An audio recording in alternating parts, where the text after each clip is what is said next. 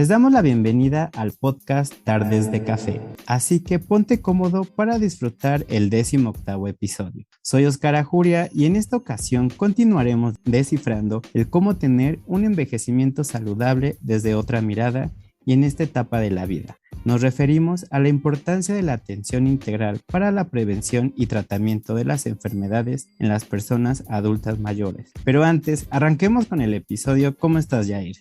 Hola Oscar, muy contento, creo que después de tantos episodios por fin le dimos alcance a la verdad. Llegamos con una invitada que realmente está atendiendo a este sector de la población. Siempre empezamos descifrando los mecanismos y por qué el envejecimiento realmente se podía retrasar, cuáles eran los cambios, pero hoy lo vamos a tener de viva voz con una persona que se dedica realmente a esa atención a estas personas y en un instituto que es el principal para esa función. Así que por favor presenta a la invitada de hoy.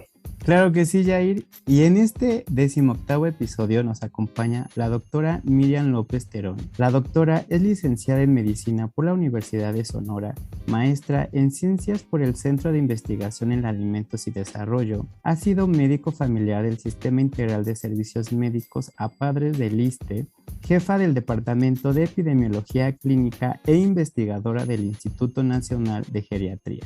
Es miembro activo de la Red Temática Envejecimiento, Salud y Desarrollo Social. Además, es docente a nivel de licenciatura, especialidad y posgrado en universidades reconocidas en México y coordina la especialidad en nutrición gerontológica en la Ibero Santa Fe. Es divulgadora, ha publicado bastantes artículos y tiene una gran experiencia en su área profesional. Bienvenida, es un gran honor y un gusto que nos acompañes, doctora Miriam. Muchísimas gracias a ustedes por la invitación. Es un honor, ¿no?, poder participar en este espacio. Y bueno, sí, actualmente trabajo como académico de tiempo completo en el Departamento de Salud de la Ibero y coordino la especialidad en nutrición gerontológica y también el Centro de Evaluación del Adulto Mayor.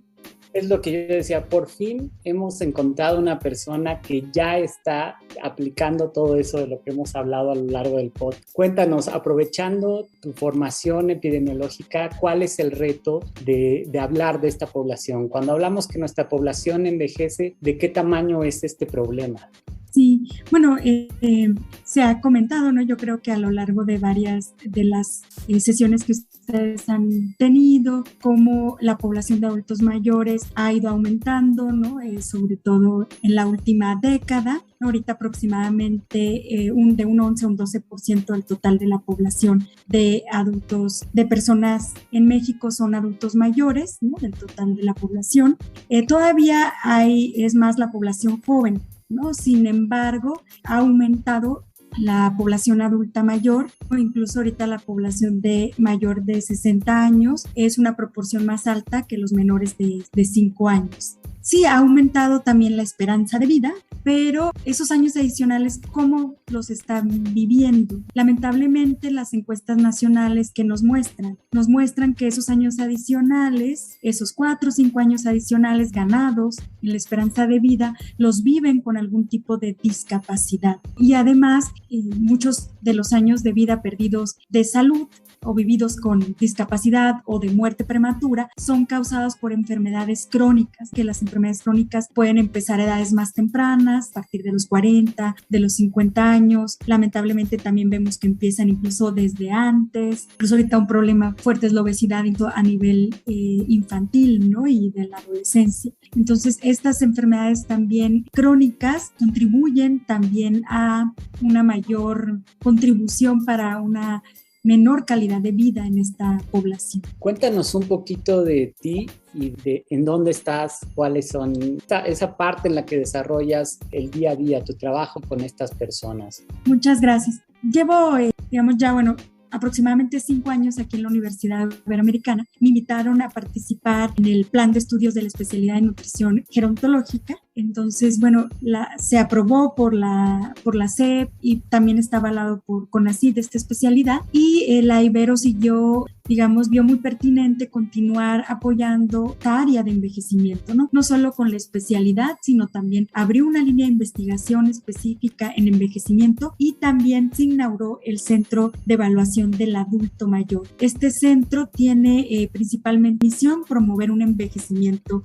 saludable. ¿Cómo lo hacemos? A través de un modelo de atención primaria en donde damos una atención integral, principalmente una atención que incluya una valoración sí clínica, sí biológica, pero también tomando en cuenta otras variables como la funcionalidad, también como los aspectos psicológicos, los aspectos sociales. Y nosotros pues principalmente lo abrimos para dar un enfoque de promoción, es decir, que no necesariamente la persona se espera a tener una enfermedad, a tener una discapacidad, a tener un problema para acudir. Sin embargo, la mayoría de los pacientes que recibimos ya vienen con una o dos enfermedades, con algún problema, por ejemplo, de discapacidad o de problemas en su funcionalidad. Incluso aquí hacemos el diagnóstico también, ya vienen a presentar, por ejemplo, osteoporosis, sobrepeso y obesidad, incluso algunos desnutrición. Esa es la realidad, pero nosotros realmente queremos que acudan, aunque todavía no presenten ninguna enfermedad. Y principalmente enfocamos nuestro tratamiento en la parte nutricional y en la parte de actividad física, pero también damos el apoyo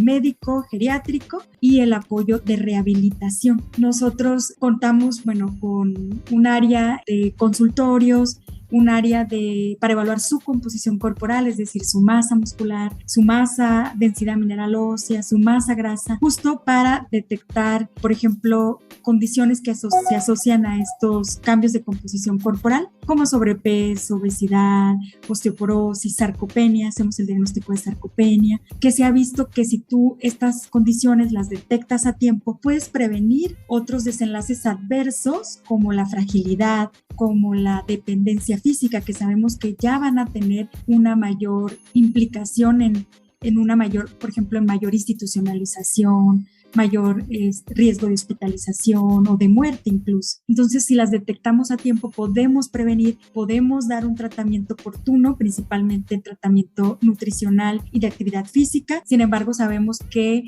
la atención tiene que ser integral, entonces también contamos con el apoyo de un geriatra y vemos la parte médica, es muy valioso también.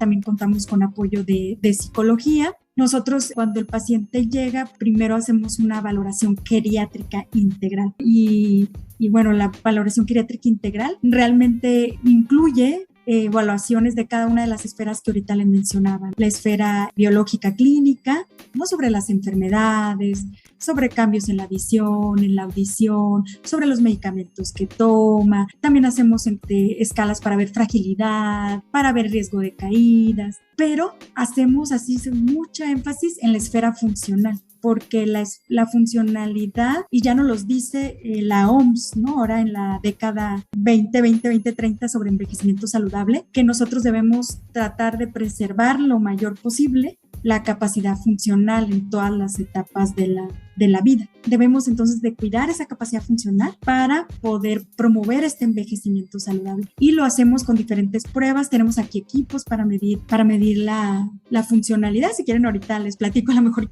No, creo que está muy bien, porque la idea es justo que se acerquen, que vean que esto que hemos estado platicando. Lo que yo te iba a decir es que en realidad este podcast salió de una charla en la que vimos un artículo y dijimos, ¿cómo puede ser que el envejecimiento, que es algo común en todas las enfermedades crónicas de diabetes, cáncer, fibrosis, Alzheimer, etcétera, es como el factor más importante? Y aunado a que la investigación en esas áreas está orientado, parece, como a la nutrición. O sea, nosotros incluso hemos puesto en algunos podcasts el título de que si nosotros cambiábamos ciertos hábitos alimenticios, podíamos aumentar la longevidad, y lo vimos en varios modelos experimentales, etcétera. Y de ahí fuimos evolucionando en este podcast, y los últimos hemos hablado justo de la funcionalidad. El último recientemente, y creo que va a salir y también lo vamos a promocionar de una vez, es la posibilidad de abatir la depresión en estos estas pacientes. Entonces, justo de eso que hablas, como integrando todo el fenómeno que hay con el envejecimiento, realmente las personas ya se pueden acercar a estos centros, y creo que es una muy buena oportunidad porque, como dices, y como iniciamos este podcast, estábamos, o sea, quizá siempre que pensamos en envejecimiento o llegamos tarde o ya tenemos ciertas, ¿no? O sea, enfermedades asociadas al envejecimiento, y como tú dices, la gente se puede acercar desde antes para empezar a envejecer lo que llamamos saludablemente, ¿no es cierto? Sí, claro, Yair. Bueno, y es importante mencionar, bueno, ahorita nosotros tenemos este centro, también hay otros institutos que están trabajando con este tipo de modelo, como el Instituto Nacional de Geriatría, donde también tienen su laboratorio de evaluación funcional. De hecho, ahorita tienen un proyecto también ellos, donde van a dar una intervención de ejercicio físico, donde se pueden acercar ustedes para para participar en este proyecto, y también los van a evaluar. También INAPAM tiene diferentes programas. Sin embargo, bueno, a veces no hay la suficiente difusión de estos centros. Por otro lado, también decir la realidad es que no son suficientes estos espacios, estos centros que están equipados, y que cuentan con el personal también especializado, estandarizado para hacer estas pruebas, ¿no? Eso también es una realidad y hay que comentarlo. Pero para aquellos que sí puedan aprovechar, nosotros invitamos a que acudan oportunamente a evaluarse. Nosotros también estamos promoviendo, y yo creo que este espacio es una buena oportunidad para promover que los profesionales de la salud se especialicen, se preparen, se estandaricen en esta valoración geriátrica integral, o en cómo pueden hacer estas pruebas de funcionalidad, cómo pueden hacer pruebas de desempeño físico, es decir, medir la marcha, la fuerza, el equilibrio. Sabemos que todos nos tenemos que adaptar a las condiciones que tenemos. Aquí, afortunadamente, la Ibero nos ha proporcionado equipos de muy alta tecnología, pero si no los tenemos, también se ha estado trabajando en poder validar escalas sencillas para que llegue al primer nivel de atención. Ahorita nosotros también contamos en el equipo de trabajo con investigadores, por ejemplo, que han validado escalas, por ejemplo, fragilidad física. Medimos si tiene baja velocidad de la marcha, si tiene baja fuerza, si ha perdido peso, si tiene agotamiento, baja actividad física. Lo hacemos aquí, pero si el profesional de salud no cuenta con todo esto en su consultorio, puede hacerlo con escalas que ya se han validado con simple preguntas autorreportadas, con 5 preguntitas. Aquí lo importante es pues difundir esta información. Igual, por ejemplo, sarcopenia, que sabemos que también es una enfermedad, ya se considera como una enfermedad, donde la persona pierde músculo, tiene una pérdida de músculo importante, tiene una pérdida de fuerza, tiene una pérdida de su desempeño físico. Nosotros aquí tenemos el equipo para medir exactamente masa muscular, que es lo que nos piden para el diagnóstico en extremidades, ¿no? Índice de masa muscular en extremidades. Tenemos para medir fuerza de presión con dinamometría, y tenemos para medir las pruebas de desempeño físico con equipos. Sin embargo, si tú no cuentas en tu consultorio con esto, puedes usar, ya los organismos internacionales lo han recomendado y ya se validó en el español también, en población mexicana, el SARC-F. Son 5 preguntitas para que tú veas como médico, como nutriólogo, como gerontólogo, si el paciente tiene sospecha de sarcopenia, y que después, si tiene, lo puedas referir con el nutriólogo para que le dé el tratamiento específico, quien va a darle el tratamiento de actividad física, y si es necesario el tratamiento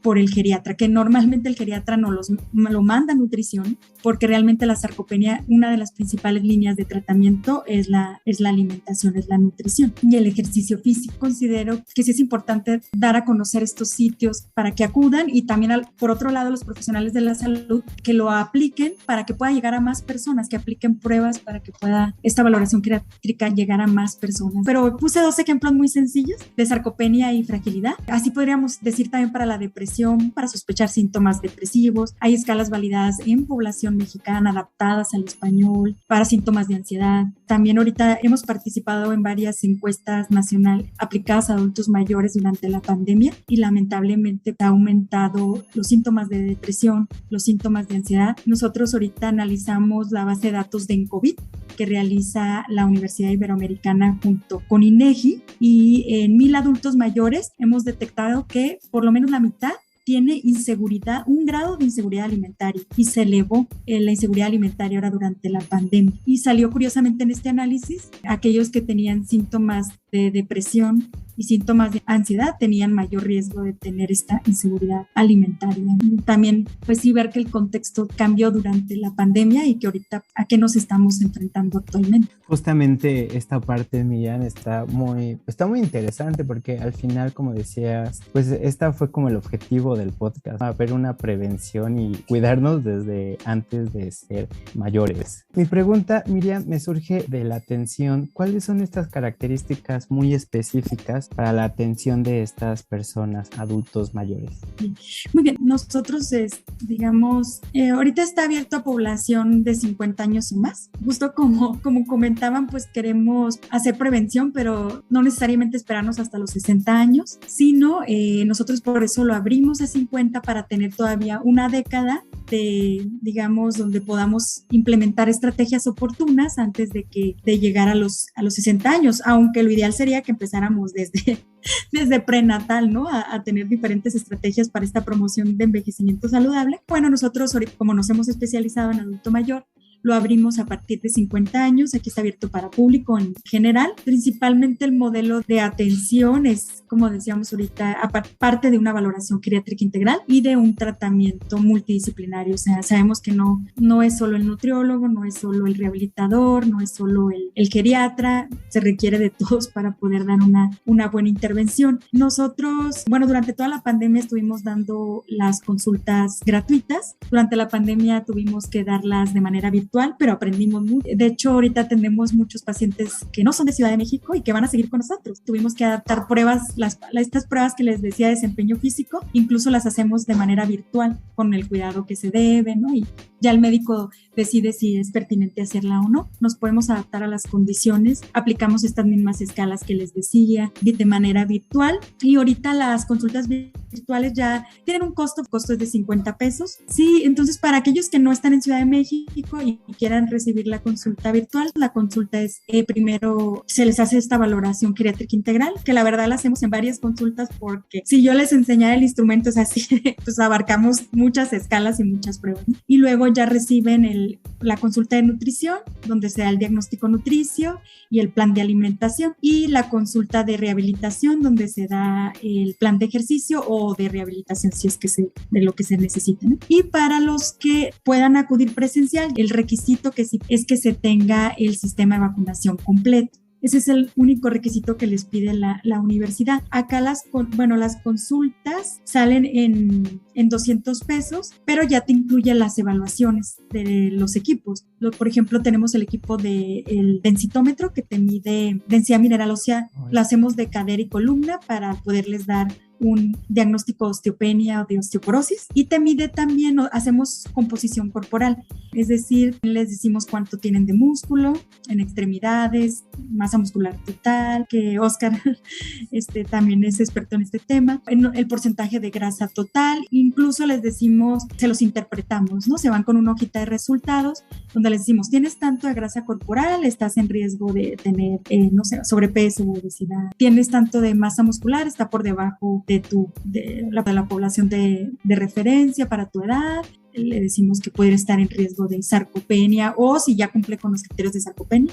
le decimos que es sarcopenia. Y tenemos otros equipos que te miden hidratación, de bioimpedancia, que te pueden medir otros indicadores que utilizamos como indicadores para fragilidad y sarcopenia, como el ángulo de fase, que es para bioimpedancia. Pero bueno, para no profundizar tanto, ¿no? Otros equipos para medir equilibrio, para medir riesgo de caídas, para medir su fuerza de diferentes grupos musculares. Ya nos llegó un equipo también para medir fuerza no solo de fuerza de presión manual, sino de extremidades inferiores. Tenemos esos equipos y esos se ofrecen en las consultas. Aquí la consulta tiene un costo de 200 pesos, ya incluye las mediciones. O si quieren hay un paquete, ¿no? Que es una valoración geriátrica integral y 2 consultas, que les puedo compartir el folleto. Ese es de 500 pesos. También decirles que si una persona es de bajos recursos, incluso no se le cobra. Hay personas que les damos la atención gratuita, porque algo que tiene el Ibero es en su misión y visión es la incidencia social. Hemos visto a través de diferentes entrevistas justo el impacto que han tenido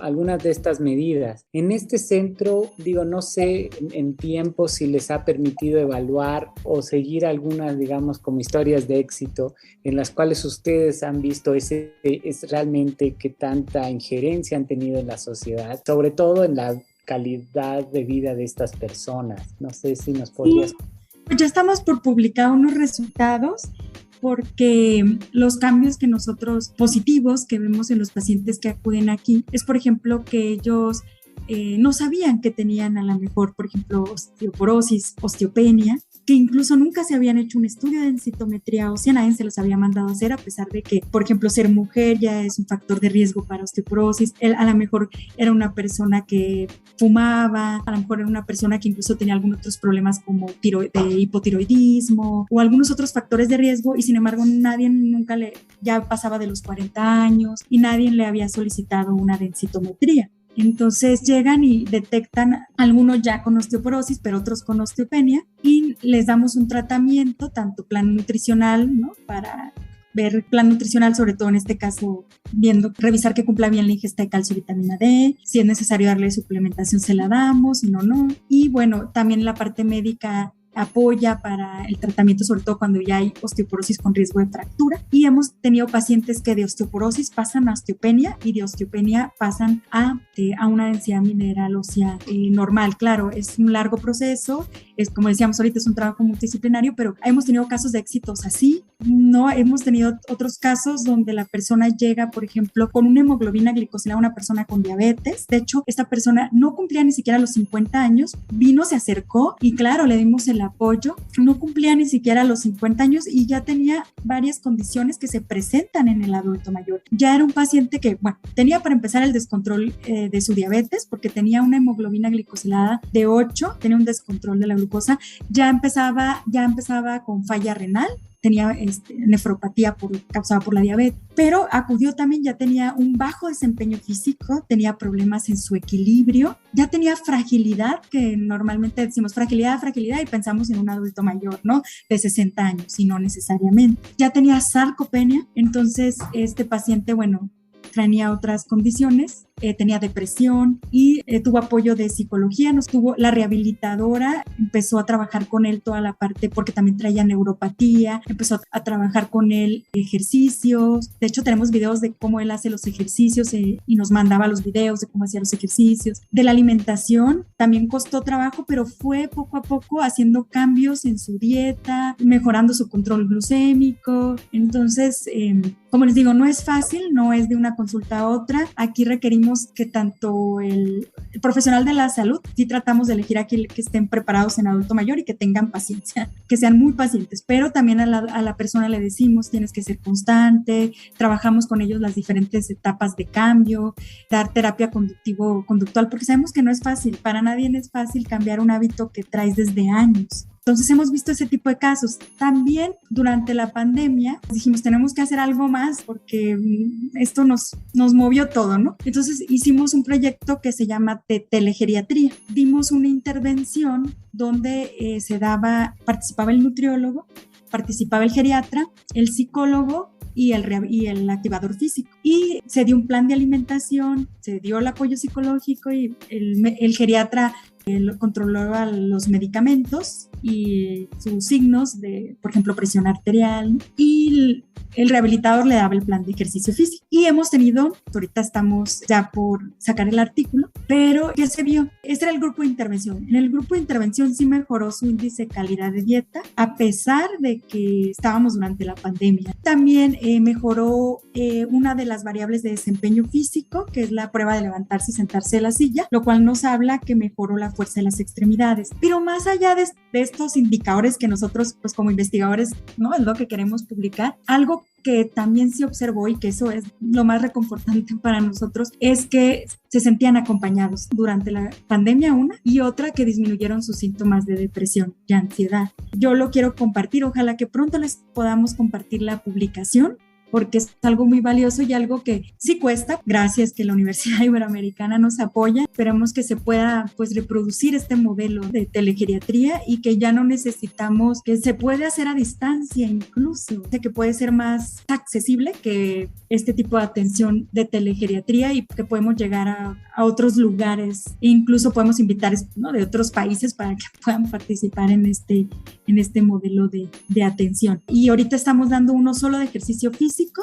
pero por la pandemia se dio en línea. Creo que eso nos ha ayudado mucho porque al final los ejercicios que va a hacer el adulto mayor son en su casa. Va a estar muy difícil que vengan todos los días a hacer ejercicio aquí. Entonces yo creo que hasta fue positivo porque también tenemos grupo control. El grupo control solo les damos pláticas, pero hasta en el grupo control que solo les dimos pláticas tuvieron mejoría. O sea, estábamos impresionados que casi muy igualito que el de intervención. O sea, es el acompañamiento, es la educación que juega un papel muy importante, ¿no? Les dábamos pláticas así, ¿no? De que, ¿qué es la sarcopenia? ¿Cómo la puedo prevenir? ¿Qué alimentos puedo comer ricos en proteína? ¿Cuántos alimentos ricos en proteína debo de consumir en cada tiempo de comida? Cosas muy prácticas, a leer las etiquetas, plato del buen comer para el adulto mayor. Y esa parte creo que todos los profesionales de la salud la podemos hacer siempre y cuando estemos preparados. Muy bien, incluso en este caso que dijiste, generalmente cuando hablábamos en cada podcast de cada cosa,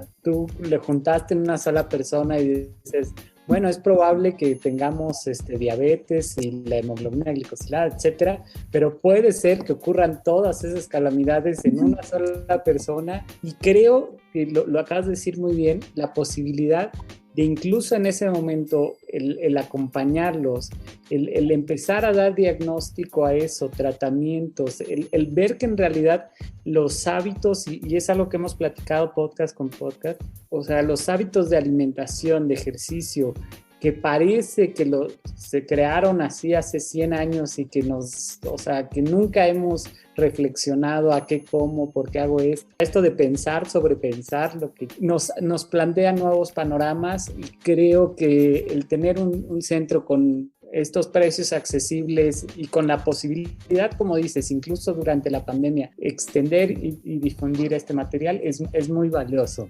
Insisto, ¿no? Nosotros, bueno, cobramos una cuota de recuperación, pero aquellos que nos digan que no pueden pagar, porque pues sí es cierto, estamos en una situación en la que a veces, aunque sean 50 pesos, no lo podemos pagar, y eso es cierto, es la realidad, no hay problema, ¿no? Nada más con que nos informen y nosotros incluso le podemos dar gratuita la atención, ¿no? Me surgió esta duda. Por lo general, siempre como profesionistas de la salud, al menos para mí, pues siempre tenemos como esta parte olvidada de las personas de adultos mayores. ¿Por qué consideras, basado en tu experiencia y profesional, que no atendemos o no se atienden el adulto mayor para la prevención de estas enfermedades crónicas degenerativas o simplemente revisar la funcionalidad que implica obviamente más allá de hay un contexto para esta etapa de la vida?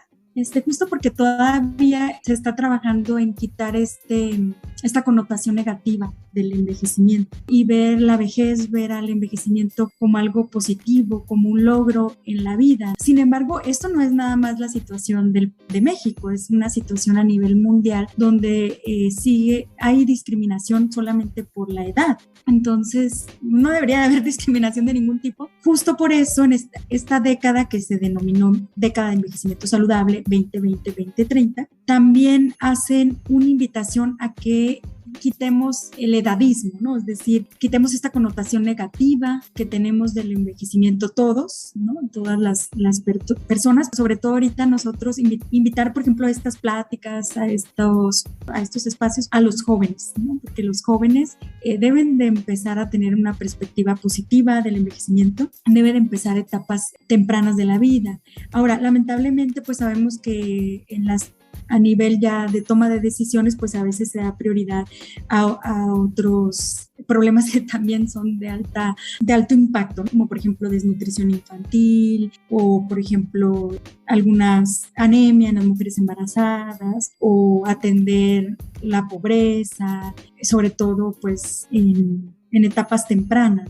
Sin embargo, bueno, se ha visto que también se debe de tener un sistema de cuidados a largo plazo para que te garantice que las personas puedan tener esta capacidad funcional, sí, la funcionalidad, pero esta capacidad funcional también va a estar dada por esa independencia económica, no solo esta independencia física, sino esta independencia también económica que va a tener la persona y que puede contar con redes de apoyo, independientemente de que tenga hijos o no tenga hijos, que cuente con esas redes de apoyo que le van a garantizar poder tener estrategias para preservar esa independencia. Pero bueno, es que se está trabajando, pero bueno, aún no existe una política para promover este envejecimiento saludable, una política para este sistema de cuidados a largo plazo, que bueno, sabemos que son muchos los temas que se tienen que atender en el país. Sí se está trabajando, ¿no?, en ello. Yo creo que en la última década se han tenido muchos avances en el país acerca del tema de envejecimiento. Yo espero que sí se logre tener una política de cuidados a largo plazo, ¿no? Porque si no se le da la importancia, pues va a llegar un momento en que la tasa de dependencia aumente y en donde van a ser más las personas que económicamente no activas sobre las que son activas, ¿no? Entonces va a aumentar esa tasa de dependencia. Esto que mencionas es súper importante, porque cuando nosotros hablamos de las sociedades más longevas, incluso en los nutriólogos hablan mucho de las dietas como regionales, de la dieta mediterránea, la dieta de Okinawa, y vimos que los japoneses tenían esa como que llevan la estafeta al extremo de tener la barrera de las sociedades más longevas. Y decíamos, bueno, dentro de estas cosas o dentro de esta maraña de cosas que implica vivir más, hablábamos de disminuir la violencia. En ese tiempo yo me acuerdo que el podcast hablamos de cómo esto impacta en México, porque al final el tener casos de accidentes o de todas estas muertes violentas, etcétera, pues disminuyen el número de personas que va a pasar los 80, los 90, los 100 años, ¿no? Los supercentenarios, que son envidiables en Japón y que tienen eso. Ojalá, si ahorita no nos ponemos a pensar en estas políticas públicas de las que hablas, como dices, estamos poniendo la balanza del otro lado, estamos poniendo gente que va a gastar más en servicios de salud, va a gastar más y va a tener esa dependencia económica, y el país va a gastar muchos más recursos en eso que en lo contrario, como dices. Entonces, el pensar en esa desigualdad, el pensar en realmente esas políticas públicas que nos acerquen a este envejecimiento, por lo menos, como siempre dicen, quizá no nos convierte en un país de primer mundo, pero nos va a poner en vías de que ahorita no se siente que estemos en vías de llegar a algo, ¿no? Es complejo, pero bueno, se puede empezar por establecer la política pública que quede en el plan de desarrollo, por el plan nacional de desarrollo. Yo creo que sí es importante que se establezca como un objetivo y las estrategias para lograr ese objetivo dentro del Plan Nacional de Desarrollo, previo a hacer una política pública, porque sí, efectivamente vemos que los adultos mayores son los que más gastos en bolsillo tienen y también gastos catastróficos, o sea, son de los grupos poblacionales que mayor gasto tienen en este punto de gastos en salud. Y ahorita se vio reflejado también en la pandemia, no solo eran los que mayor muerte tuvieron, sino también los que mayores recursos necesitaron, porque eran los que mayores complicaciones tenían y los que tenían hospitalización. Y lo que falta por ver, que ahorita ya se está analizando, pero los adultos mayores, que no les quiero poner post-COVID, ¿no? Sino que tuvieron COVID, también, o sea, ahorita nosotros hemos recibido a algunas personas que incluso estuvieron días intubados. Tenemos un caso de un paciente que estuvo intubado, pero salió realmente con algunas complicaciones que tenemos que trabajar, ¿no? Con neuropatía, salió con sarcopenia, con fragilidad, con dificultad para respirar. Entonces eso implica gastos en salud. Como yo decía, estas redes de apoyo, no solo de los familiares, sino de nosotros, de los profesionales de la salud, ¿no? Y ahorita mencionabas algo muy, muy interesante, porque de estos países que tuvieron más tiempo para adaptarse a una proporción de 11 o el 12% de envejecimiento, tuvieron más tiempo para poderse adaptar. Nosotros tuvimos muy poquito tiempo, entonces aprender de ellos adaptándolo a la población mexicana, qué políticas públicas tienen ellos. Claro que se tiene que adaptar a la población mexicana, pero por ejemplo nosotros lo que hemos adaptado y que es muy interesante es la dieta mediterránea. La dieta mediterránea sí se ha visto en varios estudios longitudinales y en varios países que ha demostrado favorecer, protege contra enfermedades cardiovasculares, protege también contra deterioro cognitivo y por ejemplo nosotros lo adaptamos a la población mexicana, a los alimentos que están disponibles en cada zona, porque también es muy diferente lo que hay aquí en Ciudad de México a lo que hay en Puebla, ¿no? A lo que hay en Sonora. Entonces es más bien adaptarlo, pero sí aprender de lo que ya han hecho otros países que nos llevan una ventaja. ¿Por qué nos llevan una ventaja? Bueno, una porque pues son países ya desarrollados, por otro lado porque justo contaron con más tiempo para adaptarse a este proceso de envejecimiento. Por lo menos para iniciar, que tengamos un centro como el tuyo, en el que estás laborando en cada esquina para enfrentar mínimo el reto que tenemos en México. Te agradezco muchísimo, creo que quedan varios temas ahí y yo tengo muchas preguntas. De inicio me gustaría conocerlo y acercarme un poco más a este centro. Claro. Te agradezco muchísimo que hayas estado con nosotros en este podcast de Tardes de Café y hablar de este tema tan importante que es el envejecimiento. Te agradezco. No, el agradecimiento es de mí para ustedes. Realmente les agradezco brindarnos este espacio. Quedamos a sus órdenes cuando quieran venir a conocer el centro, ¿no? Nos encontramos ubicados en la Universidad Iberoamericana Ciudad de México en Santa Fe. No sé, les podamos compartir un folleto o para darles los números de teléfono y el correo para quien se quiera comunicar con nosotros. Y para cerrar, Miriam, ¿cuáles serían tus puntos claves, 1, 2, 3, los que quisieras para reflexionar sobre este tema, la importancia de la atención integral? Muy interesante, sí. Bueno, yo primero que los profesionales de la salud se estandaricen en esta atención integral.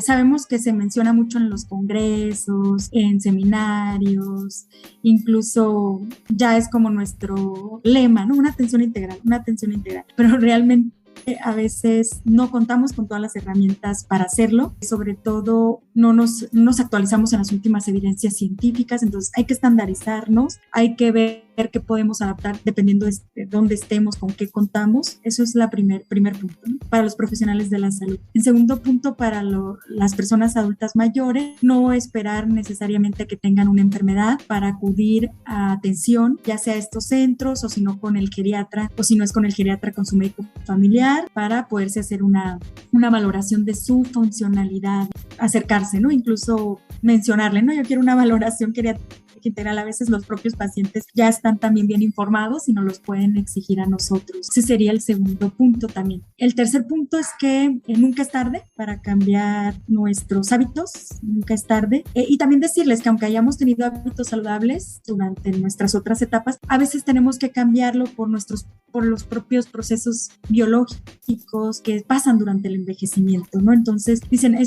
es que antes yo no tenía esto, es que yo antes corría mucho, es que yo antes hacía mucho ejercicio, sí, pero ahora tu cuerpo ya cambió y hay que darte otro tipo de ejercicio, hay que darte otro tipo de recomendaciones nutricias, ¿no? Porque también dicen, es que yo siempre he comido bien, sí, pero ahora tienes que comer de esta manera, tienes que aumentar tu proteína, tienes que aumentar tu vitamina D. El otro consejo es que acudas para ver cuál sería tu mejor plan de alimentación y tu plan de ejercicio para tu edad y dependiendo de tu condición médica o de salud. Yo creo que esos serían los tres primeros. Bueno, y el cuarto, que sería que si te sientes algún día sin ganas de hacer nada, que tú sientas que la vida ya no vale la pena, o te sientas deprimido, o no te puedas concentrar en realizar alguna actividad, te sientas ansioso, acude con tu médico, acude con tu psicólogo, quitemos el tabú de por qué acudir con un psicólogo, por qué acudir con un psiquiatra, por qué acudir con un médico. Nos ayuda, no nos van a hacer mal, al contrario, nos pueden ayudar. Hay que cuidar también la salud mental, no solo la salud física. Y bueno, serían los 4 puntos principales. ¿En qué redes te pueden encontrar los oyentes, Miriam? Muy bien. Nosotros tenemos ahorita un Facebook y un de YouTube en donde compartimos ahí pláticas, compartimos también talleres, material para, por ejemplo, alimentos ricos en calcio, ¿no? O qué ejercicios puedes hacer. Y en el YouTube también tenemos varios videos de pláticas de eventos que hemos tenido, dirigido tanto a adultos mayores como a profesionales de la salud o a ambos. En Facebook nos pueden encontrar como SEAM Centro de Evaluación del Adulto Mayor, y en YouTube también estamos como SEAM Iberos. Muchas gracias por acompañarnos. Nos vemos en el siguiente episodio del podcast Tardes de Café para seguir descubriendo sobre el cómo tener un envejecimiento saludable y activo. Recuerda seguirnos en nuestras redes sociales y si te gustó, comparte.